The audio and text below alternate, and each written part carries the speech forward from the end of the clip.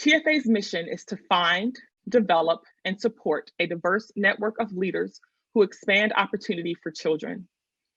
In a nation where 80% of teachers and 80% of principals are white, there is much work to do to center, elevate, and celebrate diverse voices.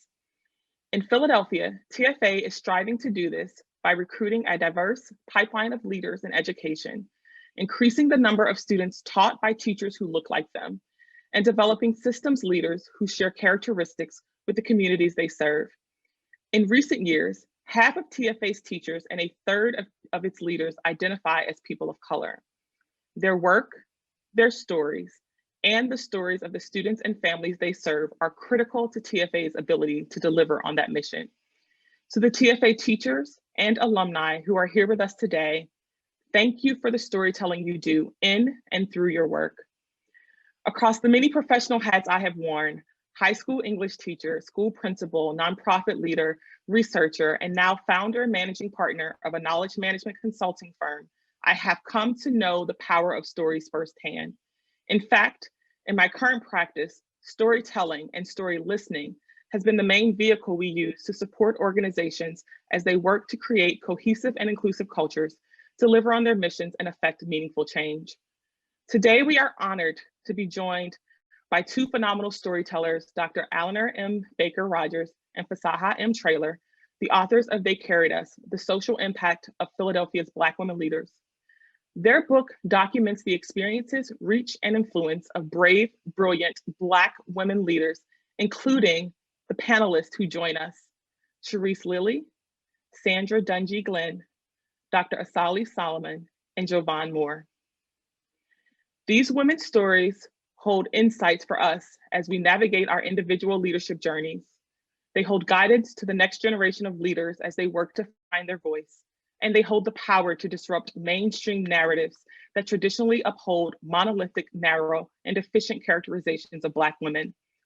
Penned by two accomplished authors, historians, and activists, the text boldly takes us on a journey through the lives of Black women leaders, proving that storytelling is a powerful act of leadership, not only for its ability to rewrite history, but also for its ability to awaken, inspire, and illuminate.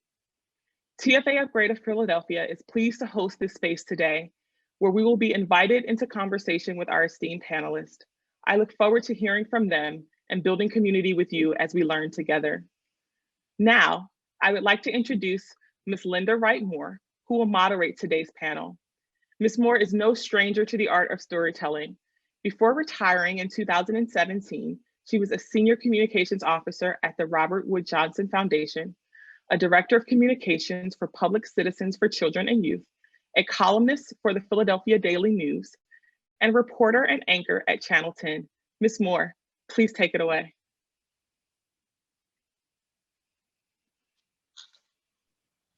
Thank you so much, Candace. And thank you all for joining us for our discussion, which is going to be all about the power of storytelling. It's sponsored by Teach for America, as you just heard, and by the authors of the anthology of stories we're celebrating today. They Carried Us, The Social Impact of Philadelphia's Black Women Leaders. It's my pleasure to introduce our panelists. First, Sandra Dungee Glenn, who's a seasoned leader with 40 years experience in public policy, electoral politics, education, and community organizing. She served in executive level positions, including founder and CEO of The Collective, a group of Black real estate developers, investment professionals, and policy experts advancing social impact development in Philadelphia. She's also was a member of the Pennsylvania State Board of Education, Chief Executive Officer of Harambe Institute of Science and Technology Charter School, and a member and chairperson of the School Reform Commission and the Board of Education for the School District of Philadelphia. She's a Philadelphia native and an experienced convener who brings diverse stakeholders together to attack multifaceted, interdisciplinary urban issues. Welcome, Sandra. Next is Charisse Lillie, attorney, businesswoman, and a consultant and lecturer on issues of diversity, equity, and inclusion. She's been a city solicitor for the city of Philadelphia, a partner and chair of the litigation department at Ballard, Spahr, Andrews, and Ingersoll law firm, as well as a senior executive for many years at Comcast. She's also served as a member and board chair of the Federal Reserve Bank of Philadelphia and currently serves on several corporate board and nonprofit boards. She's a native of Houston, Texas, but she's a longtime Philadelphian too. Next, Dr. Asali Solomon, who teaches fiction writing in African American and Caribbean literature at Harvard College and is an accomplished writer in her own right. Her novel Disgruntled was cited as one of the best books of 2015 by the San Francisco Chronicle and the Denver Post. Her first book of short stories, Get Down, earned her a Rana Jaffe Foundation Writers Award and the National Book Foundation's 5 Under 35. To be under 35. 5 Under 35 honor. Asali's writing has appeared in McSweeney's, Kenyon Review, Oprah Magazine, and many other publications. Also in an anthology, How We Fight White Supremacy, a field guide to Black resistance. Her latest novel, The Days of Aphrodite, will be published in September. And our fourth panelist is Jovan Moore, who is born and raised in Cincinnati, Ohio. She's a proud product of Cincinnati's public schools. In 2008, she returned to teaching by joining the ranks of Teach for America's Greater Philadelphia Corporation.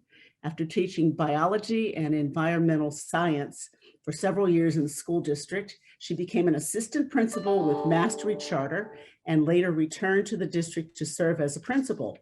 Currently, Jovan serves as the youngest and first woman of color to hold the position of principal at Girard Academic Music Program, GAMP, a special admissions school in South Philly that combines vocal and instrumental education with a rigorous academic program. She's also an active member of Delta Sigma Theta. So, welcome, ladies. We're here to talk about story, and you all have stories. And I think a great place to start is, how did you decide, garner the nerve, the courage to begin to tell your stories when so frequently, even now, our stories are excluded or ignored? Dr. Solomon, can you start there? So in the context of They Carried Us, it's interesting that you asked that question, because as I sit here and as I hear the introductions, I definitely feel a sense of an imposter syndrome. And that's also thinking about the achievements of my grandmother, who was Mamie Nichols, who was sort of a pillar of the city, and my mother, who's been involved in sort of education reform efforts for a long time. In terms of feeling like, I'm, somebody who has a story to tell that's as impressive as the stories of other Black women who have faced down in a lot of ways much more than I have. So when I was approached about the book, I definitely felt a little bit of hesitance along the lines of, what is it that I have to actually offer people? But what I realized is that, as Black women, we have learned a lot from other Black women sort of along the way. And so in some ways, like how you put it, the courage to tell the story has to do a lot with what I've gotten from other people. And the really sort of like strong people, I felt like, well, if somebody is asking me about that, then who am I not to share what I've learned along the way? Very interesting, because I know I felt like an imposter too. Fasaha can tell you how she had to drag information out of me. Sandra, thoughts on this one? So Linda, well, first of all, good morning to all the panelists and to you, Linda. And it's funny that you say that, because it was really, I think, a tribute to Fasaha's talents of drawing it out of us, because I would never have thought of having a story to tell. It's some of the times I think we get into things and we just do, and I never thought of it as a story. And so I think it's a tribute to Fasaha's talents of drawing it out. But I'm very honored, first of all, to be a part of it. And then it did make me reflect on my life and journey. and really kind of reflect on, well, what did bring me to the different places that I've been? So it was a great process. And I have to say to Dr. Solomon, your grandmother was one of my mentors, Miss Mamie Nichols from South Philly, because one of my first jobs was in organizing. And she was a consummate organizer and leader down in South Philadelphia. And you did not mess with her community. And she was Right. open to be respected and at the table. And so that was one of the role models for me about what it looked like to stand up for, you know, what you believe in. So. Yeah, paying it forward is something, it's an ongoing process, and you're doing it even when you don't know it. Charisse, what about you? Well, Linda, you know, I come from a long line of storytellers. My mother, who just passed away last year, was a theater person who I grew up going to plays that my mother either was producing or directing, and designed to really tell the history of Black folk. And so this for me was, I'm very honored to be included, but I also know that it's so important that we tell our stories. And I'm really honored, obviously, to be on this panel with this amazing group of women. But I have always felt a responsibility to try and tell my story, because I know that particularly for an organization like Teach for America that's trying to inspire students, if we don't tell our story, and if we don't say to them, we have done these things and these things are possible for you, and in fact all things are possible for you, then they're not going to know that. So I'm really honored to be a part of They Carried Us, and I look forward to sharing my story. Jovan? Good morning. Honestly, as I've sat here and listened to everybody, heard the intros and read the bios, honestly, I never really thought of it as having a story to tell. My grandmother, who I primarily lived with during like my formative years, she always told me to think about, what do you want people to think about you? When you leave people, what do you want them to think about you? What will they say about you? And I've always just kind of followed that, like as a school leader, as a teacher, what did I want people to remember and be able to say about me? So I guess as I've been growing and going through these positions, I have been weaving a story together. It never really dawned on me until I actually got asked to be in this panel and started really listening, that I've been telling a story this whole time. I never was really aware of it. Right. Okay, so let's hop to a different topic with Charisse. You, in the book, you talked about being told by a teacher that Black people and girls are not lawyers. Girls are supposed to be school teachers. Now, we can put that piece of it over on the side, but essentially she was telling you you couldn't do what you aspire to do. Right. How did you get past that? Yeah, well, I think, first of all, I was blessed with parents and grandparents. I had a village of people who were constantly telling my sister and me, you can do whatever you put your mind to. And so those kinds of messages, when people were telling me I couldn't do that or girls shouldn't do that, actually became, fuel for me. Right. And, I think as we are educating our young people and mentoring young people, that it is important for them to, be able to have some vision and to be able to have some, underlying ideas about where they want. I love what Jovan just said, where is it that you want your place to be in the world, and what do you want people to think about you?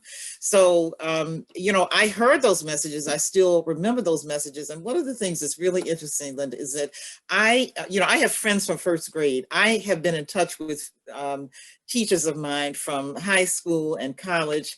And honestly, that teacher in the third grade that told me I could not be what I wanted to be, I can't remember that woman's name to save my life. And so, I think it's a fascinating thing about the human mind. But I I think that if you're lucky enough to have a family like mine, then it's really easy to internalize those negative messages. But if you're not, then you're going to have to look to other allies, to other teachers, to mentors to really support. These children will have to have mentors and good teachers who are saying to them, you can do it, you can do it. You know, over the course of my career in interviewing lots of different people with success in various areas, I've been really stunned at the number of accomplished African Americans who have somewhere in our discussion talked about being told to take shop courses and no, they couldn't do this. And here they are, CEOs and astronauts and things like that. And I'm wondering, Jovan, as a principal and, you know, a school leader, how do you lead, encourage, guide your diverse staff to elevate Black stories, to encourage your students to take pride in who they are, that kind of thing?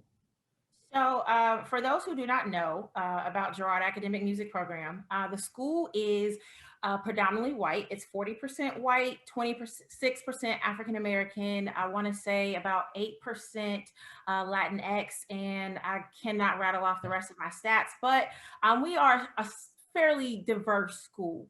One of the things that I have encountered as a school leader, and one thing that I will just be completely honest about, this is actually the first school that I've led where the majority of the students did not look like me.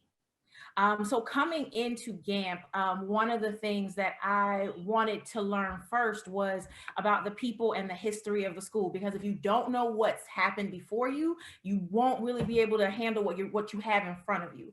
So I'm always a proponent of learning that. And once I figured out what happened at my school, the things that students were uncomfortable with, issues of race and racism, what I did was first make it very clear to every student and every teacher that my mother and my grandmother told me that if somebody betted against me, to make them regret it.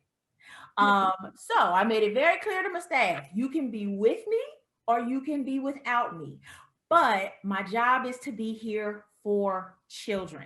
And a part of the thing that I learned about my staff and my school community was that students that were Black and Latinx were not comfortable being there because of things that had happened in that building. And I've been honest about that since I've gotten there. I've been honest about that with parents. And I think that's the first level of lifting those stories. We have to be honest about where we are and what we see.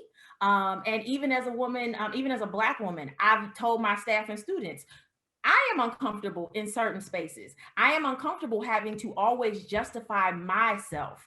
And that actually being at that base level created that that openness for students to come to me and for staff to actually come to me and say, okay, so what do we do? And that's that next level that you have to address. I believe her name is Robin DiAngelo, the author of White Fragility. She has this quote or this clip that I showed to my staff. And it basically explains how when we talk about issues of race, white people always want to do something. We need an action. We need to create a week. We need to create some type of awareness, some type of program. Sometimes the first thing you have to do to elevate the story is sit in your uncomfortableness. We have to sit in the stories and understand the things that have happened. And that's what I did with my staff. We went through the things that have happened. We recalled incidents where white supremacy may have actually played a part in a student being assigned a grade or discipline or an action against a student or a staff member. And then once we got there, which is actually where we are now we're actually having the talks about what do we do next. And in that doing next, I infuse students into those conversations with teachers about creating culturally responsive classrooms, dispelling discipline practices that go against our students. And that's just one of the things, that's like one of the things that we're really working on. And to be honest, I'm 3 years in and we still are digging at that work. But well, no, that's not surprising. I mean, look at where we are thinking about this today, as I saw a clip again of the Capitol being stormed, and the discussion that was going on was with the reporter who, her name is slipping my mind, the 1619 Project, New York Times. And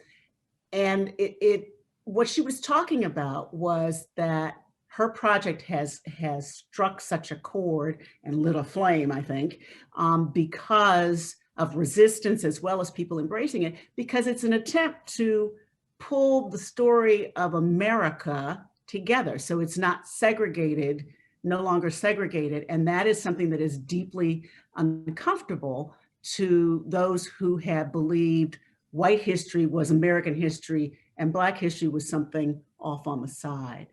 So we're really going through a moment here, I think, in terms of getting the whole story, not being one-sided or omitting so much of what is part of the story. Moving along, Sandra, you had a mentor, Vilma Hunt, who picked you out of a crowd and took you under her wing.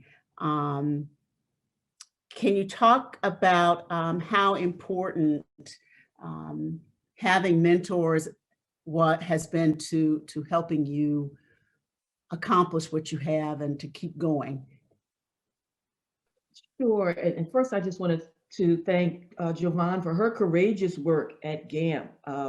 Having spent time in the school district, I know how hard that is, and to face that. And Linda, I am going to answer your question, but I just have to say one other thing. That's fine. That she that brought up. When you think about GAMP and you talked about the demographics there, now we have a district that's 50% Black children and about 17, 18% Latino children, less than 15% white children. Why are 40% of the student population at GAMP white, or at Central, or at Science Leadership Academy, or all the premier schools and so-called Masterman, desirable schools? Why are we underrepresented and they're overrepresented? And so when we talk about reflecting on all of the systemic racisms and attitudes, we need to start very close to home, because that's the kind of stuff that gets pushed aside, because we know they're brilliant Black and brown children in this district, in spite of all their backgrounds. So I'm sorry, I just had to get that out. But because I think those are important things to keep in front of us since we're talking about education and with the Teach for America audience, I think that's very important to always be questioning our biases and assumptions. We really have to make sure that we're doing that. And that kind of brings me to, it does tie into my mentor, because she was a very unlikely mentor. This was a white woman from Australia who ended up at my college. I went to Penn State. And if any of you know about Penn State University, it's not the most welcoming environment for people of color either. And I was in a major of environmental health back in the 70s. And that was kind of really before we started thinking about climate change and air pollution. But I was kind of fascinated with the intersection of social justice and science and health, and environmental health kind of did that. And having someone who, unbeknownst to me, thought I had some talent and scooped me up. I'm pretty shy still, but I was very shy then. And so it was not in me to put myself out there or to feel comfortable believing that I had X, Y, or Z. So for somebody to kind of reach out and pull me out was extremely important in my development. And so Dr. Hunt doing that, and the opportunity she gave me to do an internship in Washington, DC, which awoke some of my passion about electoral politics and public policy, that opportunity and the coaching. I mean, and she never did it very overtly, but just provided opportunity and just talked to me about what she saw and what she was thinking. That was extremely important. And so I've had both men and women as mentors in my life. Shaka Fatah, not necessarily much older than me, but was a mentor for me, always pushing me to think about how do I respond to this? What's your role? How can you make a difference? So mentors are very important, and sometimes they pick you, and sometimes you pick them. And either way, I have found it to be very valuable. Charisse, I know you have mentor stories. Yes, my mentors have been invaluable to me throughout my career, have helped me to expand my networks, have given me honest feedback, have just, opened up their networks to me so that I could have opportunity. And it has really fueled a desire to me to do the same thing for the young people that I mentor.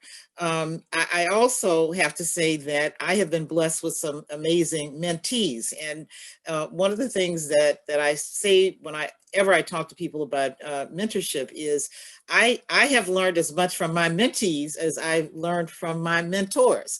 And, particularly, I would say during the Comcast years when I had so many millennials, much younger people who were working for me. And the things that they really taught me about where this world is going, it helped me in raising my daughter. Gave me some insights into some of the things that she might be saying or doing. But the mentors in my life have been invaluable. And if I had 4 hours, I could tell you how every opportunity I had in terms of my career, the Federal Reserve Bank, Comcast, was a result of some mentor who was looking out for me and called me up and said, this is an opportunity that is available. I think it is, I think that this is a thing for you.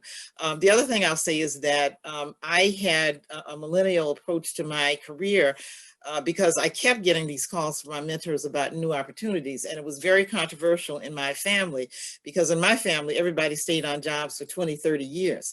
And the conventional wisdom in my family was that I could not keep a job.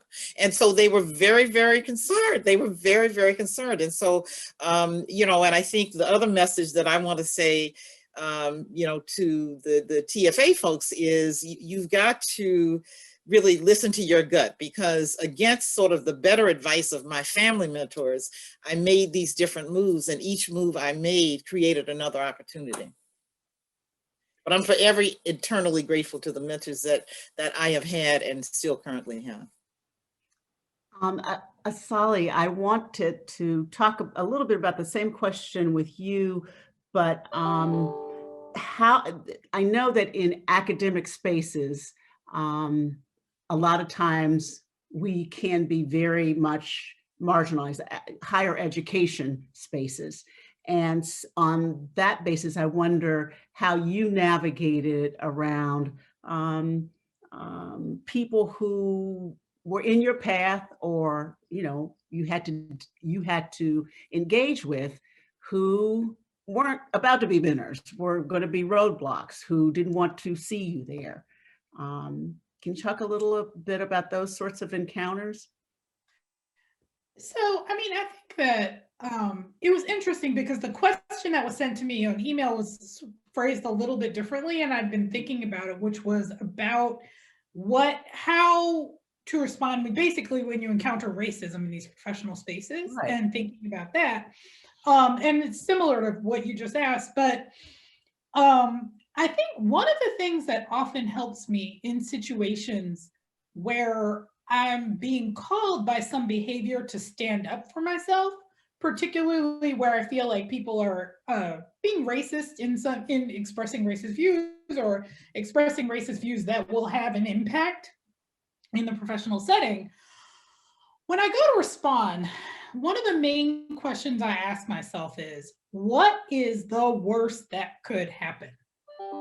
Now, this question is very different when you are tenured, right? And when you have a certain level of professional sort of power and flexibility. It's a different question, but it's always a good question to ask yourself, right? And so many of us are often in situations where someone is saying something that's racist, someone is doing something that's racist. And, there's this question of how to remain composed, how to present, how to not get too emotionally involved, whatever. And sometimes that can overrule you responding in a way that stands up for yourself. But when you don't stand up for yourself, it sticks with you forever. in the book, How We Fight White Supremacy, I wrote about microaggressions, and I wrote about a bunch of situations that I feel like I'm still relitigating years later because I didn't necessarily say the thing that I needed to say. But now in all cases, like I really think about, and I think about this even as, you know, a sort of employee, like if you want to sort of like stand up for yourself and talk about, ask for greater compensation, ask for these things. A lot of times, not only as Black women, but as, you know, women generally, we're like, no, if we ask, that, what is the absolute worst that can happen? You know, take yourself through it. And so recently at Haverford College, there was a student strike. And the student strike came out of Black students' response to racism on the campus. And it threw the campus into a certain amount of, it was very disruptive. And, you know, a number of the non-Black professors were very distraught and basically expressing views that I found extremely offensive. They didn't take into account the history of student activism at all. You know, were very dismissive of students, what they were saying, the students' perspective. And, you know, somebody sent something to basically my department, a note that was I found horrifying. And I sort of took some time and thought, okay, I'm tenured, I'm the chair of the department. If I go directly with a response to this, with what I'm actually thinking, what is the worst that could happen? And the worst that could happen was people would have to deal with actually what I was thinking. So I went ahead and I responded, right? And so I think that often, you know, it's not about just going with your first impulse or not thinking what you're doing, but realizing that the fear of responding authentically has been taught to us by many different people, many different situations, but the fear is protecting those people and it's not preserving you. And so that's often how I generally respond, is by thinking, if I react authentically, what's the worst that can happen? And if it's not gonna like put me out of house and home and be damaging to my family, then go ahead. I see a lot of heads nodding, but I think this is a fascinating point for the point where we are right now. It's as if it's not enough any longer to march and protest and have allies who are white nod and say, okay. There's like there's a higher level of engagement on both sides, that we have to speak our truth and it has to be heard, or it's being heard in a different way. I see heads nodding. Who wants to jump in? Charisse? I'm unmuted. All right. I do think that, the times are different now, and I don't know how long this is going to last. I think we're in a moment. So I'm not certain. One of the things that I'm doing is a lot of diversity, equity, and inclusion consulting. And I do think we are in a moment where we should take on some risk. And I love Dr. Solomon's formulation of what is the worst thing that can happen. And the longer, I'm now retired, I say I'm in the retirement phase of my retirement, but I do feel a certain responsibility, but also an ability to really speak my mind and to not sugarcoat.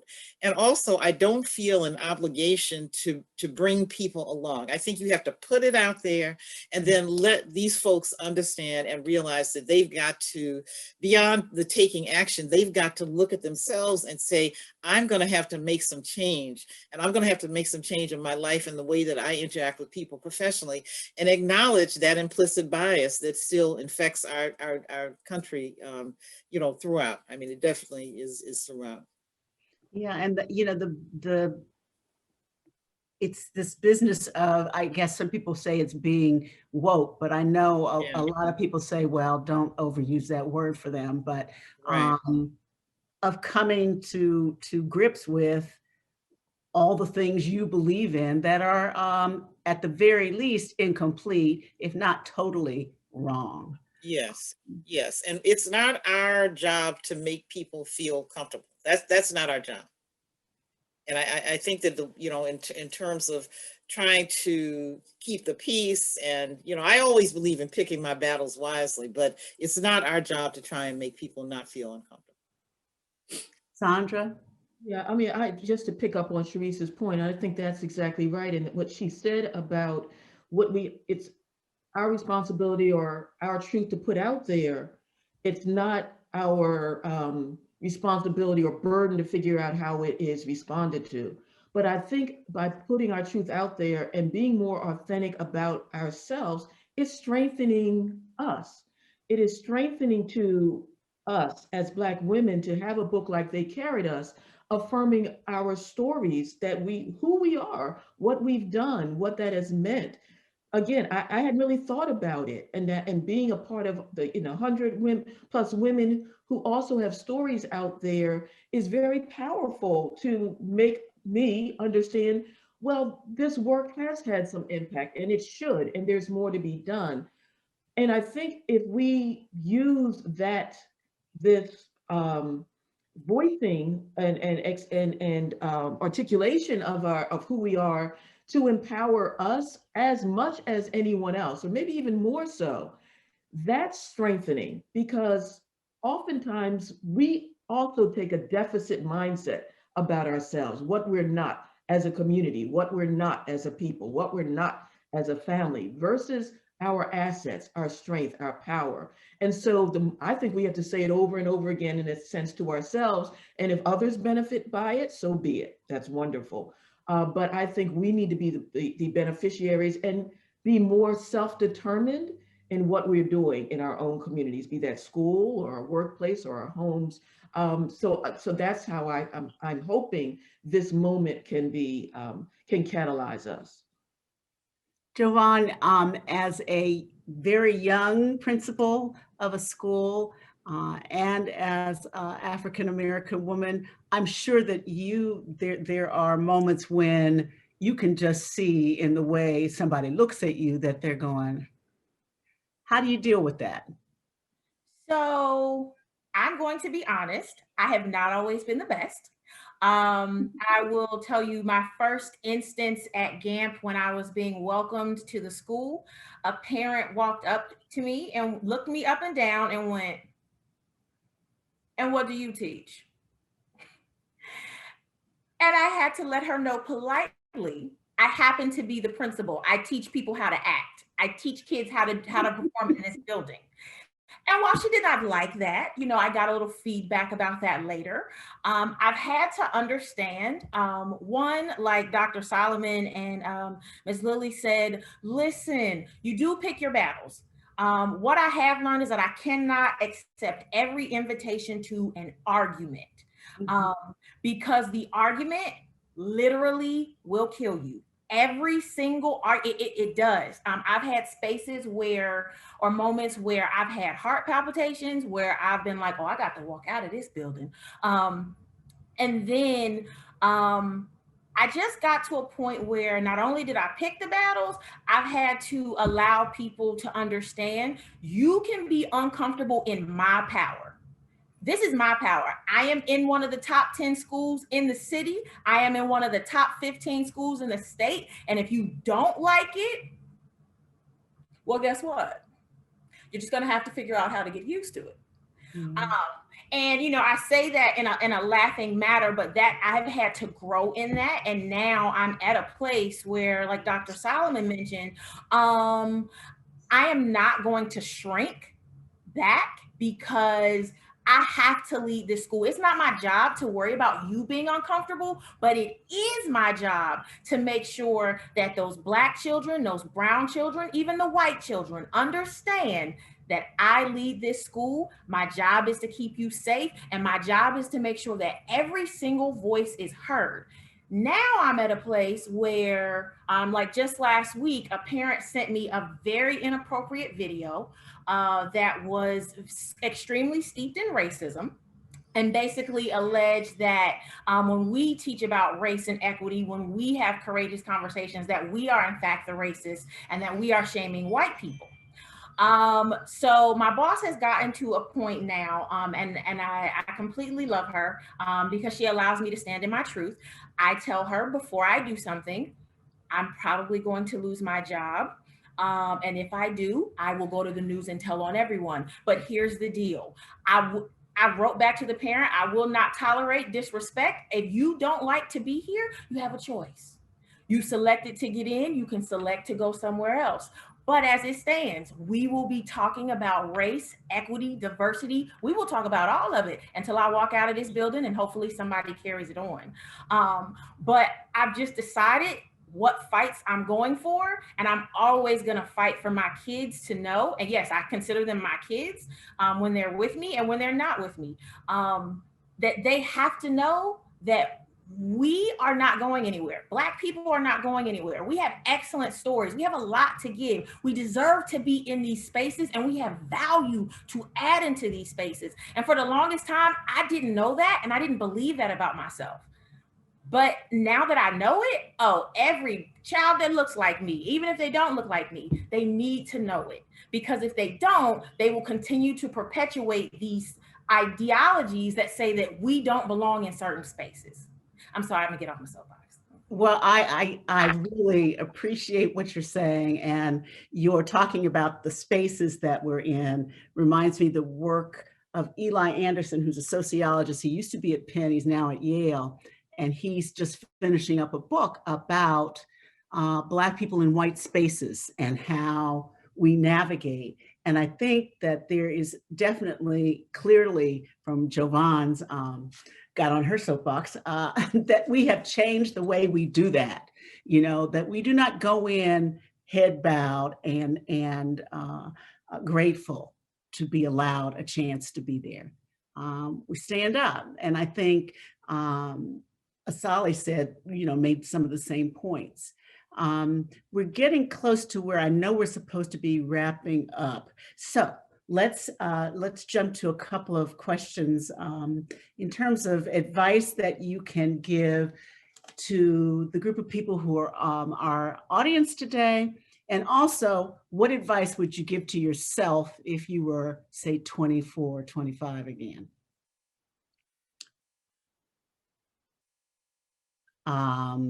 Asali? Well, I mean, I think in terms of advice, one of the things to keep in mind is really trying to figure out what, because a lot of times we talk about achievement, we talk about success, we talk about these things in a certain kind of way. But one of the main things to keep in mind is like, what are the things that actually make you happy? What are the things that you are actually passionate about? Because the whole point of sort of achieving and even, you know, winning the fight against, you know, a white supremacy that's arrayed against your success, the point is for you to be fulfilled and happy as a person, not a sort of symbolic victory. And so, you know, I think that my path was sort of windy. I got a PhD thinking that, you know, I would be a writer and this would give me a way to write. And then I wound up sort of getting MFA. And I think like what I always wanted to do all along was be a fiction writer, and that is what I am. And the PhD has been extremely helpful to me in this way, but I don't think I was always focused on what were the things that made me happy, what were the things that I was passionate about. And I think it's always important to keep that in mind. And what is your personal idea of a good, fulfilling life, right? Not somebody else's idea. Charisse? Yes, yes, absolutely. I think that the advice to my 24-year-old self would have been to dream all of these dreams. I am a person who always was planning. I mean, I had a plan. I knew exactly what career trajectory I wanted. And my early mentors were African-American federal judges in Philadelphia and Washington, D.C. That was my goal. And so I had a plan about how I was going to execute on that goal. And so one piece of advice is I would say, keep planning, make yourself a plan, but you've got to be flexible. You've got to be nimble. You've got to be able to pivot and to just dream those big dreams and follow them. Don't let anybody stand in your way. Don't let anybody tell you that you're not worthy. Be strong, find allies. Sandra said, sometimes your mentors pick you and sometimes you pick your mentors. And if you don't feel like you're getting mentors, then you've got to figure out a way to identify some folks that can be your mentors.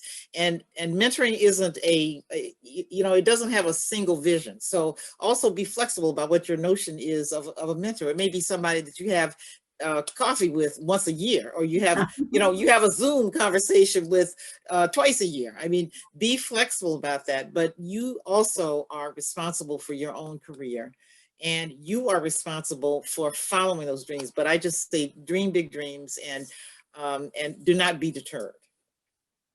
Okay, Jovan.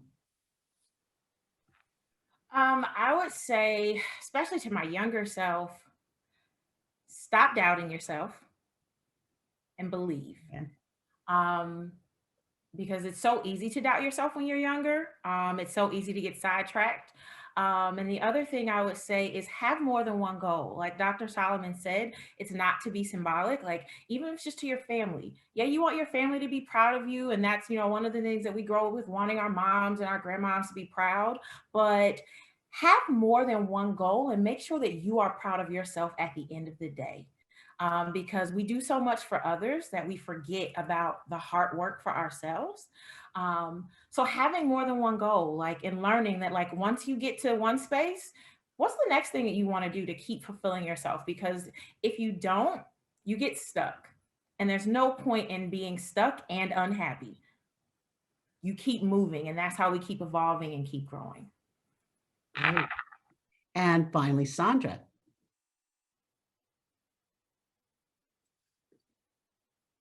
I'm sorry, I had to unmute. So first, I'm smiling because my life has been very different from Charisse's. I have never been a planner. I used to think of myself falling into the things that I've done, but I want to change that. And I think that's one thing I would tell my 25-year-old self. I really have always followed my passion. My passions have somewhat changed, but my work and my passion and my missions were aligned. And that was always very fulfilling. And sometimes, and you can come to the end of that. You're in things for a reason, a season, or a lifetime. So it's okay if after 3 years, your passion is something else. You've gained, take what you've gained, and you can move into the next thing. And you use your learning and your experiences and your relationships to take that on. The one thing I would say as a piece of advice is always leave the good feelings behind. You never know when you're going to return to those people or those networks, and things don't always work out the way you want. People don't always treat you the way you want, but bring your best self to it. And that is integrity. If there's a word that I could leave with you for everything you do in life in any way, integrity. Be authentic, bring integrity. Say what you're going to do and do it. If you're not going to do it, if you don't believe in it, don't fake it. Be authentic at all times. I don't believe you will ever go wrong with that.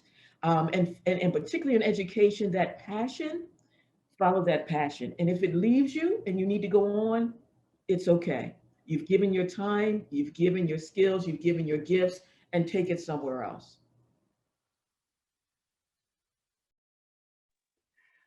So, wow, it's quite a wonderful dose of uplift.